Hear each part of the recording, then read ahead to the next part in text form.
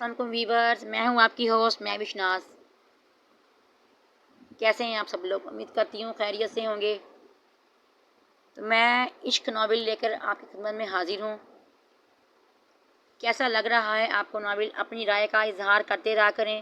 جو ہمارے چینل پر نیو ہیں چینل کو سبسکرائب کر دیا کریں اور لائک شیئر اینڈ کمنٹس کرنا نہ بھولا کریں تاکہ ہمیں آپ کی پسند کا اندازہ ہو سکے۔ تو شروع کرتے ہیں عشق ناول کی قسط نمبر 7، جسے تحریر کیا ہے ارید شاہ نے۔ تم نے ٹھیک نہیں کیا سکندر میرے ساتھ، میں تمہیں اس کے لیے کبھی معاف نہیں کروں گی، کبھی نہیں۔ کتنی محبت کتنی چاہ سے یہ فیصلہ کیا تھا تم نے یہ کیا، میں اس تکلیف کے لیے بھی معاف نہیں کروں گی۔ وہ پہاڑی کی چوٹی پہ کھڑی آنسو بہاتی زاروں قطار روتے ہوئے بول رہی تھی۔ اس کے آنسو سکندر کے دل پر گر رہے تھے، لیکن وہ مجبور تھا۔ اس کا دل دکھانا نہیں چاہتا تھا، لیکن وہ یہ بھی نہیں کر سکتا تھا۔ پھر وہ اچانک پہاڑی سے غائب ہو گئی۔ سکندر اس کے سائے کے پیچھے بھاگا جب اچانک اس کی آنکھ کھل گئی۔ اس نے اپنے تیز سے تڑپتے دل پر ہاتھ رکھا اور پھر بنا کچھ بولے خاموشی سے لیٹ گیا۔ مجھے معاف کر دو پریام، لیکن میں مجبور ہوں۔ ہرگز نہیں بابا جان، میں یہ نکاح نہیں کر سکتا، پلیز میری بات کو سمجھنے کی کوشش کریں۔ میں کسی اور سے محبت کرتا ہوں۔ سکندر نے ایک نظر سر پر سفید دوپٹہ سجائے اس نازک سی لڑکی کو دیکھا۔ نہیں سکندر، ہم پوری برادری کے سامنے وعدہ کر کے آئے ہیں کہ ہم اپنی یتیم بھانجی نکاح تم سے کرائیں گے۔ اب ہم اپنی بات سے مکر نہیں سکتے۔ آخر برادری اور خاندان میں ہماری عزت کا سوال ہے۔ ہم نے یتیم کے سر پر ہاتھ رکھا ہے۔ نہیں بابا، میں نہیں کر سکتا یہ نکاح۔ آپ کو اس طرح کا کوئی بھی قدم اٹھانے سے پہلے ایک بار مجھ سے پوچھنا چاہیے تھا۔ میں کسی اور لڑکی سے محبت کرتا ہوں، یہ لڑکی میری پسند بھی نہیں ہے۔ ہم نے جو کہا ہے وہ تمہیں کرنا ہوگا۔ آج تک ہم نے تمہاری چھوٹی چھوٹی خواہش کو پورا کیا ہے۔ اب اگر تم نے ہماری بات سے انکار کیا تو ہم بھول جائیں گے کہ تم ہمارے بیٹے ہو۔ یہ ہماری عزت کا سوال ہے سکندر، تو میں آج آ کر ہماری عزت کا مان رکھنا ہوگا۔ آج ہی اس لڑکی کے ساتھ دوبارہ نکاح ہے اور یہ ہمارا آخری فیصلہ ہے۔ میں آپ کے کسی فیصلے کو نہیں مانتا، میں نہیں کروں گا یہ شادی۔ میں کہہ رہا ہوں بابا خبردار، جو آپ نے میرے ساتھ کسی قسم کی کوئی زبردستی کرنے کی کوشش کی۔ اگر آپ بچپن سے میری ہر بات پہ میری ہر خواہش پوری کرتے ہیں تو اس کا مطلب یہ نہیں کہ آپ مجھ سے اپنی محبتوں اتنی بڑی قربانی مانگیں۔ میں یہ نہیں کروں گا، سکندر ضدی انداز میں بولا۔ اور اگر تم یہ نکاح نہیں کرو گے تو ہم سے، تمہاری ماں سے تمہارا ہر رشتہ ختم، بھول جائیں گے تم ہماری اولاد ہو۔ بابا غصے سے بولے۔ نہیں بابا، آپ میرے ساتھ ایسا نہیں کر سکتے۔ آپ لوگ جانتے ہیں میں آپ سے بے پناہ محبت کرتا ہوں۔ سکندر بے بسی سے بولا۔ تو یہی سمجھ لو کہ یہ تمہاری محبتوں کا امتحان ہے۔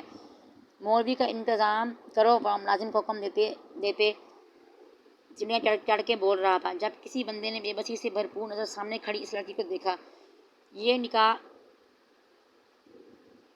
میری مجبوری ہے، لیکن اسے نبھانا میری مجبوری نہیں ہے، یہ بات یاد رکھنا۔ وہ غصے سے اس لڑکی سے کہتا اپنے کمرے سے باہر چلا گیا۔ اور پھر اس تاریخ میں سکندر کا نکاح اس لڑکی کے ساتھ ہو گیا، اور نہ چاہتے ہوئے بھی وہ معصوم سی لڑکی اس کی نفرت کا شکار ہو گئی۔ سکندر کا نکاح کو نبھانے کا کوئی ارادہ نہ تھا۔ وہ رات اندھیرا ہونے سے پہلے ہی یہاں سے ہمیشہ کے لیے کہیں جانے والا تھا۔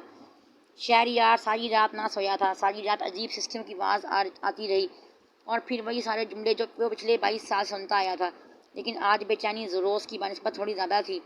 آج ان سسکیوں میں عجیب طرف تھی، شہریار کو بھی بے چین کر رہی تھی۔ نہ جانے کیوں ایسا لگ رہا تھا کہ کوئی اسے پکار رہا ہے۔ وہ 2 بار کمرے سے باہر نکلا اور اس دروازے کی طرف گیا۔ شاید بچپن میں اسی کمرے کا تھا۔ اس کمرے میں تالے کیوں لگے تھے وہ سمجھ نہ پایا۔ وہ صبح اٹھ کر اپنی ماں سے اس بارے میں پوچھنا چاہتا تھا، لیکن اس کے باوجود بھی وہ زیادہ دیر وہاں نہ رکا اور اس وقت مہر کے علاوہ اور کچھ نہیں سوچنا چاہتا تھا۔ ساری رات ایک پل کو بھی اس کی آنکھ نہ لگی، لیکن اس سب سے زیادہ خوشی سے صبح مہر کے گھر جانے کی تھی، جہاں زیان ان لوگوں کو شہریار کے بارے میں مکمل معلومات فراہم کر چکا تھا۔ وہ لوگ بزنس کے تھرو انہیں کچھ حد تک جانتے بھی تھے، اور یہی بات شہریار کو اور زیادہ پر امید کر گئی تھی۔ علی وہ کہاں چلا گیا؟ بتاؤ مجھے، اس طرح سے ایک رات کے دن کو چھوڑ کر کوئی اس طرح سے گھر سے غائب ہو جاتا ہے؟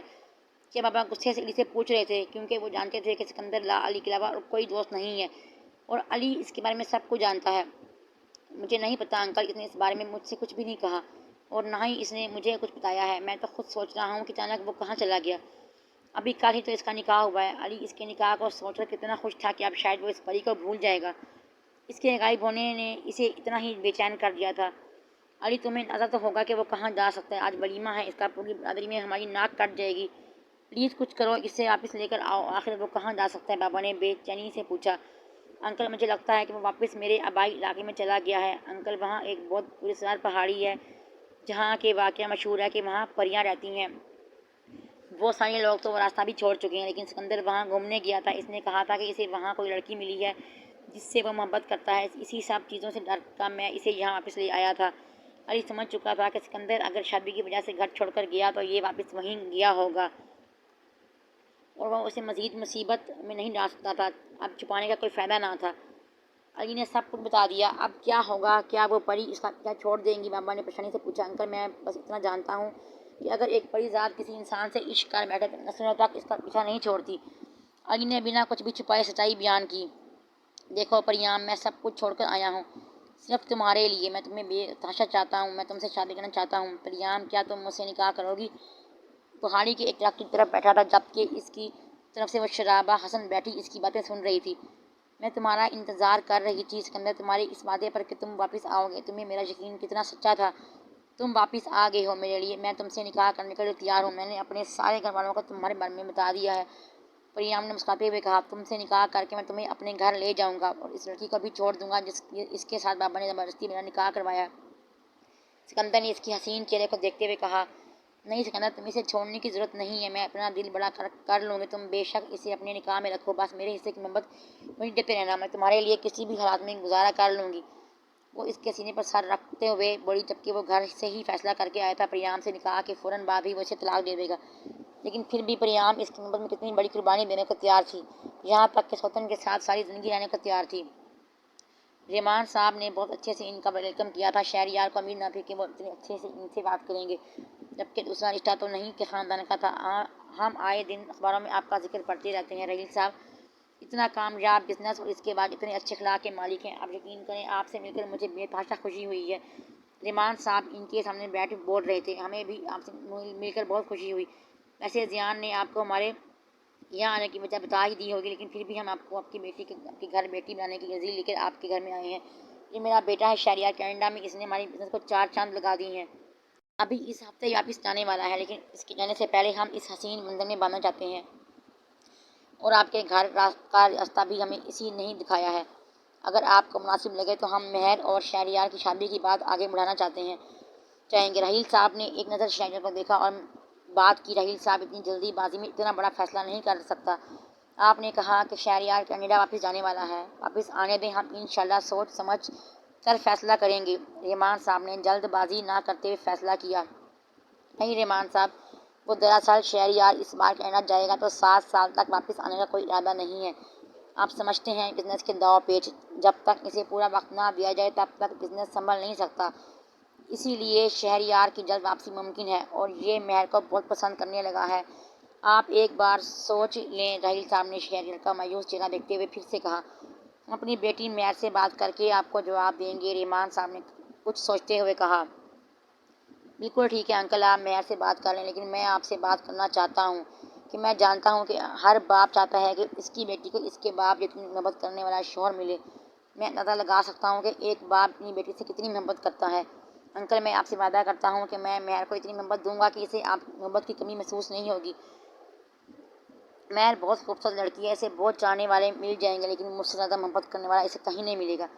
فیصلہ کرتے ہوئے ایک بار ضرور سوچیے کہ آپ کا انکار میری پسند ہی نہیں بلکہ میری محبت کو بے مول کر دے گا۔ شہریار ان کی آنکھوں میں دیکھتے ہوئے اٹھ کھڑا ہوا، چلیں بابا، ہم آپ کے جواب کا انتظار کریں گے۔ انکل، شہریار نے ایک آخری نظر رحمان صاحب کو دیکھا اور پھر گھر سے باہر نکل گئے۔ سو ویورز، یہ تو تھی ہماری قسط نمبر 8۔ تو کیسی لگی آپ کو؟ اپنی رائے کا اظہار کرتے رہا کریں اور چینل کو سبسکرائب کر لیں،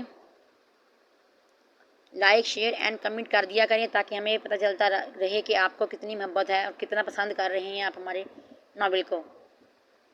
تب تک کے لیے اپنا خیال رکھیے گا۔